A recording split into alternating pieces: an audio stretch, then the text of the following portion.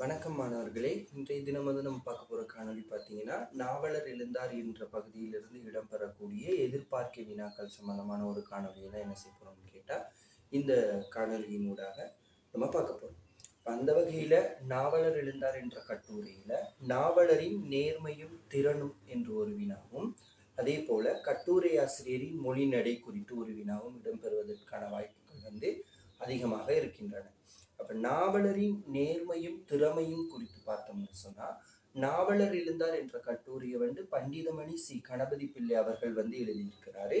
நாவலர் எழுந்தார் என்ற கட்டுரையில நாவலரின் நேர்மை எவ்வாறு எடுத்து காட்டப்பட்டிருக்குது அப்படின்னு சொல்லி பார்த்தோம்னா, இலங்கை சட்டசபைக்கான பிரதிநிதித்துவம் நடைபெற்று கொண்டிருந்த தருவாயில இலங்கையில நல்லூர் கந்தசுவாமி கோயிலாருக்கும் அந்த கோவில்ல வேலை செய்த பிராமணர்களுக்கும் ஒரு வழக்கு ஒன்று இடம்பெற்று கொண்டிருந்தது.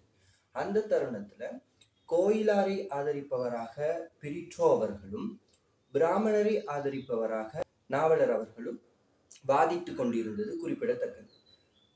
இந்த தருவாயில் இலங்கை சட்டசபைக்கான பிரதிநிதித்துவ போட்டி இடம்பெற்றதால் பிரிட்ரோவை இலங்கை சட்டசபைக்கான பிரதிநிதித்துவத்திற்கு தெரிவு செய்தால் நல்லூர் கந்தசுவாமி கோயில் வழக்கை நாவலர் அவர்களுக்கு சார்பாக முடித்து தருகின்றேன் என நேரடியாக கூறியது மட்டுமில்லாமல், அவருடைய நண்பர்களூடாக தொடர்பு கண்டது மட்டுமில்லாமல், கடிதங்கள் வாயிலாகவும் அதே நேரம் அந்தரங்க நண்பர்களூடாகவும் இந்த விடயத்தை நாவலர் அவர்களுக்கு தெரிவித்திருக்கிறார்.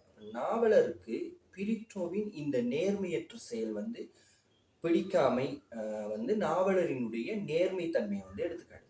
நாவலர் பிரிட்ரோ அவர்கள் நேர்மையற்றவர் என்று தெரிந்த பின்பும் பிரிட்ரோ அவர்களுக்கு துணை போகவில்லை. ஏனென்றால் பிரிட்ரோ அவர்களை இலங்கை சட்டசபைக்கான பிரதிநிதித்துவ வாதமகா சபையில் இடம்பெற்றுக் கொண்டிருந்த போது பிரிட்ரோவை ஆகாசத்திலே கொண்டு போய் வைத்த போது நாவலர் அவர்கள் ஆவேசம் கொண்டு எழுந்து மேடைக்கு சென்று பிரிட்ரோவின் பிரதிநிதித்துவ கதையை நிறுத்தியதிலிருந்து நாவலர் அவர்கள் நேர்மையற்ற செயல்களுக்கு துணை போக மாட்டார். அதே நேரம் அவர் ஒரு நேர்மையானவர் என்பது இதனூடாக மிகவும் தெளிவாகின்றது.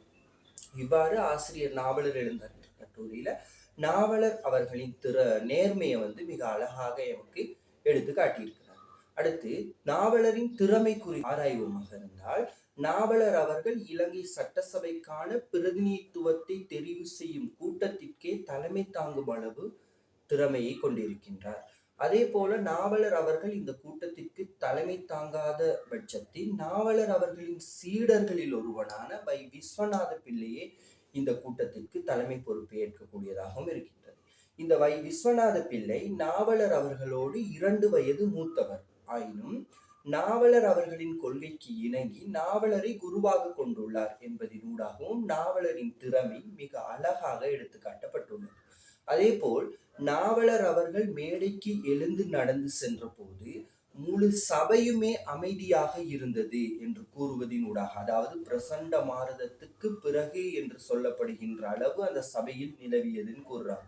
பிறகு என்று குறிப்பிடப்படுவது இங்கு பாரிய அமைதி. அப்ப நாவலர் அவர்கள் மேடைக்கு எழுந்து சென்ற போது நாவலரை கண்ட சபையினர் அனைவரும் அமைதியாக இருந்தனர் என்று கூறுவதினூடாகவும், அதே நேரம் நாவலர் அவர்கள் மேடைக்கு எழுந்து சென்ற விதம், அதாவது வீறு கொண்ட பார்வை, எண்ணங்களின் வேகம், இவற்றை வர்ணிக்க ஒரு கம்பன் இல்லையே என்று கவலை அடைந்த பண்டிதமணி சி கணபதி பிள்ளை அவர்கள் கம்பராமாயணத்தில் ராமன் வில்லொடிக்க எழுந்து நடந்து சென்ற காட்சியோடு தொடர்புடைய பொழிந்த நெய்யாகுதி வாய்வழி பொங்கி எனும் பாடலை இங்கு நாவலர் மேடைக்கு எழுந்து சென்ற விதத்தை வர்ணிக்க பயன்படுத்தி இருப்பதும் நாவலரின் திறமையை எடுத்து காட்டுவதாக இருக்கின்றது.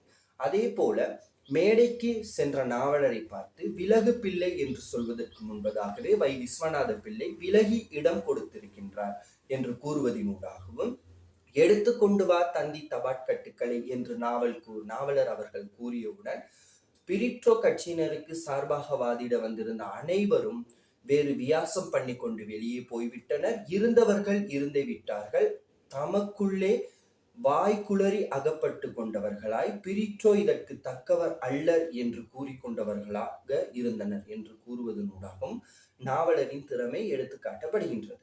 நாவலர் அவர்கள் மேடைக்கு சென்று தபாட்தந்தி கட்டுக்கள் அவரின் முன்னிலைக்கு வந்த போது ஒருவராகவோ இருவராகவோ அன்றி கூட்டம் கூட்டமாகவோ வாதத்திற்கு வரலாம் என்று கூறியதனூடாகவும் நாவலர் அவர்களின் திறமை மிக சிறப்பாக எடுத்து காட்டப்பட்டுள்ளது என்று கூறலாம்.